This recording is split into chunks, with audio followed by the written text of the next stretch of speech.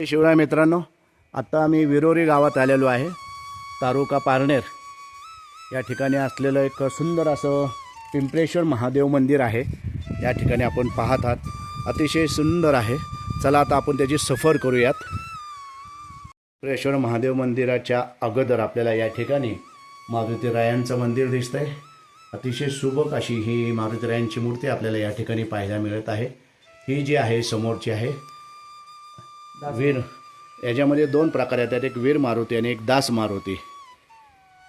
त्यापैकी हा आपल्याला असलेला दास मारुती हात जोडून उभा आहे. मंदिराकडे जाण्यासाठी आपल्याला काही पायऱ्या खाली उतरून जावे लागते. खाली आल्यानंतर आपल्याला एका पिंपर वृक्षाखाली पिंपलाद ऋषींचे शिर तसेच काळ्या पाषाणातील नंदी व शिवलिंग नजरेस पडतात.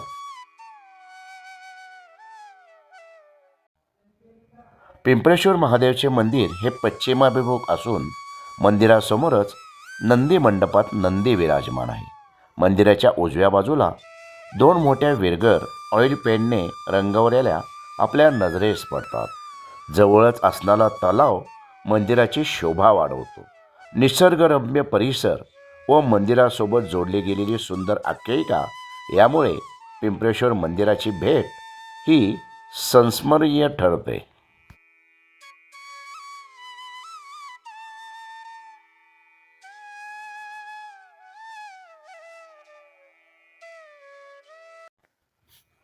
अहिल्यानगर जिल्ह्यातील पारनेर तालुक्यात पारनेरपासून 12 किलोमीटर अंतरावर निसर्ग समृद्धतेने नटलेले विरोरी हे छोटेसे गाव.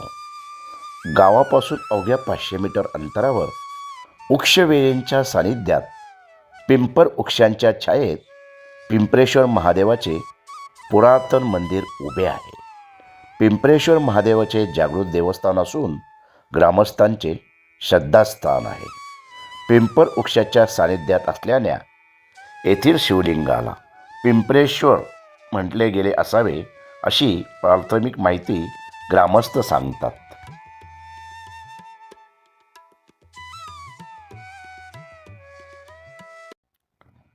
या मंदिराविषयी आणखी एक आख्यायिका आपल्याला ऐकायला मिळते. ती अशी की दडीची ऋषी यांचे पुत्र असलेले पिंपलाद ऋषी हे परम शिवभक्त होते. ते काशी विश्वेश्वराची मनोभावे भक्ती व सेवा करीत असताना काशी विश्वेश्वराने त्यांना तीर्थाटन करण्याची आज्ञा केली. तीर्थाटन करीत असताना पिंपलाद ऋषी जुन्नर तालुक्यातील पिंपरवडी या ठिकाणी आले. निसर्ग सौंदर्याने नटलेला हा परिसर त्यांना फार आवडला व ते इथेच ध्यानधारणा करू लागले. कालांतराने उद्धवत्वामुळे त्यांना काशी विश्वेश्वराची यात्रा करणे शक्य होईना. तेव्हा त्यांनी आपल्या योग सामर्थ्याने आपले शिर धडा वेगळे केले. ते शिर या विरोरी गावातील पिंपळेश्वर मंदिराच्या परिसरात पडले व धड तिथेच राहिले. त्यांच्या या भक्तीने व त्यागाने प्रसन्न होऊन काशी विश्वेश्वर याच ठिकाणी लिंग रूपात प्रकट झाले व या शिवलिंगास पिंपळेश्वर या नावाने ओळखले जाऊ लागले. या ठिकाणी पाय धुवायचे आहेत व नंतर आपणाला मंदिरात जायचं आहे.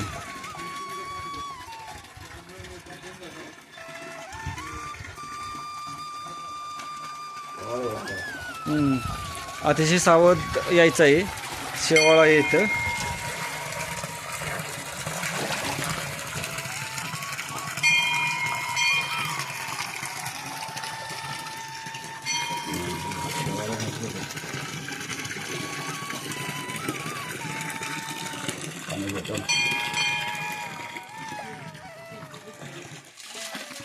थांबा.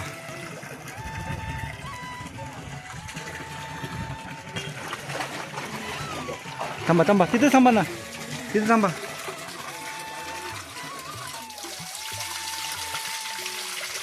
ओके.